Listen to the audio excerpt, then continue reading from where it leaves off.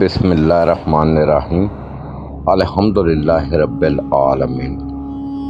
حقیقی معلومات کے ساتھ حاضر خدمت ہوں۔ آج کا جو میرا موضوع ہے وہ نظر بد کے اوپر ہے۔ میری آپ کو پتہ ہے کہ گفتگو کا خلاصہ معاشرتی حوالے سے ہوا کرتا ہے۔ میں نے بہت سارے جگہ پہ گیا، بہت سارے لوگوں سے ملا، ہر بندہ نظر بد کی شکایت کر رہا ہوتا ہے کہ میرے اوپر نظر بد ہے، بری نظر بد سے مراد ہے بری نظر، یعنی اس کو آپ حسد کے زمرے میں بھی کہہ سکتے ہیں کہ کوئی بندہ کسی سے حسد کر رہا ہے، جیسے سورۃ الفلق میں فرمایا کہ حسد کرنا بری نظر ہے۔ یقیناً ایسا ہی ہے کہ کوئی بندہ کسی سے حسد کرتا ہے تو اس کے دماغ سے نکلنے والی چیزیں اس کے اوپر اثر انداز ہوتی ہیں، پر کیف میں اتنی تفصیل میں نہیں جانا چاہتا۔ اس کو بری نظر کہتے ہیں جو انسان کو یقیناً نقصان ہی پہنچاتی ہے۔ لیکن مسئلہ یہ ہے کہ ہم نے نظر بد کا علاج کس طرح کرنا ہے۔ ہم بحیثیت مسلمان کلمہ گو ہیں، لا الہ الا اللہ محمد رسول اللہ پڑھنے والے لوگ۔ میں نے مختلف جگہ لوگوں سے سنا کہ کوئی کالی مرچیں ساتھ لے کر، کوئی آٹے کی گولی بنا کے وہ چولہے پہ رکھ دیتا ہے، اس طرح کی میں نے باتیں سنی ہیں۔ کوئی چینی لے کر اس طرح کی یہ چیزیں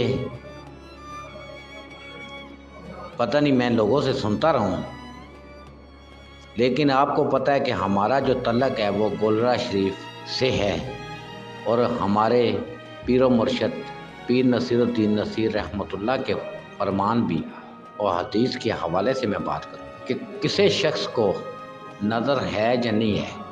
اب آپ کو کیسے پتہ چل گیا کہ جی آپ کے اوپر نظر بد ہے؟ پہلے تو سوال یہ پیدا ہوگا، آپ کو پتہ کیسے چلا کہ آپ کے اوپر نظر لگی؟ یہ بھی ایک سوالیہ نشان ہے نا، کہ کوئی بندہ کہتا ہے جی میرے اوپر نظر بد کا اثر چل رہا ہے، تو آپ کو کس نے کہا ہے کہ آپ کے اوپر نظر بد کا اثر چل رہا ہے؟ پر کیف آپ کو پتہ ہے یا نہیں ہے، اس کو بھی آپ سائڈ پہ رکھیں۔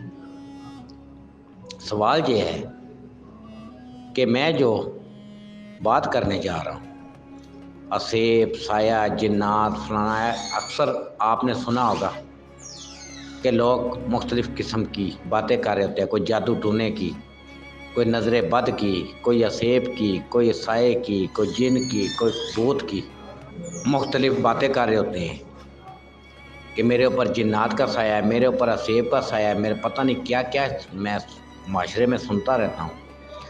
تو میں آپ کو بتا دوں کہ کوئی جن، بھوت، پاری، جادو، اسیب، ان چیزوں کا کوئی چکر نہیں ہے۔ جو چیزیں میں جہاں بیان کرنے لگا ہوں اس کو سمجھیں، غور سے سمجھیں۔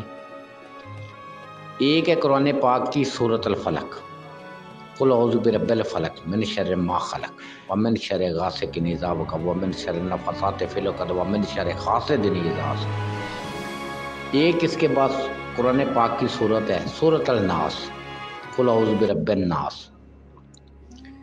یہ آپ اپنی زندگی کا معمول بنائیں۔ دیکھیں ہم مسلمان ہیں، ہم لا الہ الا اللہ محمد رسول اللہ پڑھنے والے لوگ ہیں۔ ان چیزوں کا اپنی زندگی کے اندر معمول بنانا چاہیے کہ ہمیشہ جب صبح اٹھیں، ناشتہ وغیرہ کر لیا، کام پہ جانے لگے ہیں یا آفس جانے لگے ہیں یا کسی کام پہ جانے لگے ہیں، تو ہم مسلمانی طریقے کا سمجھیں۔ 3 مرتبہ سورۃ الفلق اور 3 مرتبہ سورۃ الناس پڑھ کر، جیسے دعا کے لیے انسان ہاتھ اٹھاتا ہے نا، اسی طرح ہاتھ اٹھائے اور ہاتھوں کے اوپر پھونک مارے، جیسے دم کرتے ہیں بندہ پھونک مارتا ہے، مار کے اپنے چہرے پہ ملے، دائیں بازو کے اوپر، بائیں بازو کے اوپر، جسم کے اوپر ملے۔ یہ ایک طریقہ ہے جو آپ کریں گے اور اس کو مسلسل اپنی زندگی کا معمول بنائیں، انشاءاللہ تعالیٰ یہ چیزیں جو آپ کہتے ہیں جی اس کا ترجمہ پڑھیں، سورۃ الفلق کا ترجمہ پڑھیں، سورۃ الناس کا ترجمہ پڑھیں، تو پھر آپ کے اوپر نہ کوئی جن ہے، نہ پری ہے، نہ دیو ہے، نہ بھوت ہے، نہ جادو ہے، نہ ٹونا ہے، نہ یہ ساری چیزیں جو ہم نے بنا رکھی ہیں ان سے آپ دور ہو جائیں گے۔ ٹھیک ہے، تو آپ سورۃ الفلق 3 مرتبہ اور سورۃ الناس 3 مرتبہ پڑھ کر ہاتھوں پہ دم کر کے اس ہاتھ کو چہرے پہ ملے، اپنے دائیں بازو کے اوپر، بائیں بازو کے اوپر، پیٹ کے اوپر ملیں۔ اللہ تعالیٰ کے فضل سے نہ آپ کے اوپر نظر بد، نہ کوئی اور چیز، نہ کوئی غیر ضروری چیز آپ کے اوپر اثر انداز ہو سکتی۔ ہم نے یہاں پہ بہت ساری، میں نے لوگوں کو دیکھا ہے کہ جس کے حالات خراب ہو گیا اس کو جادوئی نظر آ رہا ہے، حالانکہ بہت سی ایسی چیزیں ہوتی ہیں جو ہم خود اس کا حصہ بنے ہوتے ہیں غیر ضروری چیزوں کا، اور اسی کے اندر ہم پھنسے ہوتے ہیں اور اس کو نام دے دیتے ہیں جادو کا۔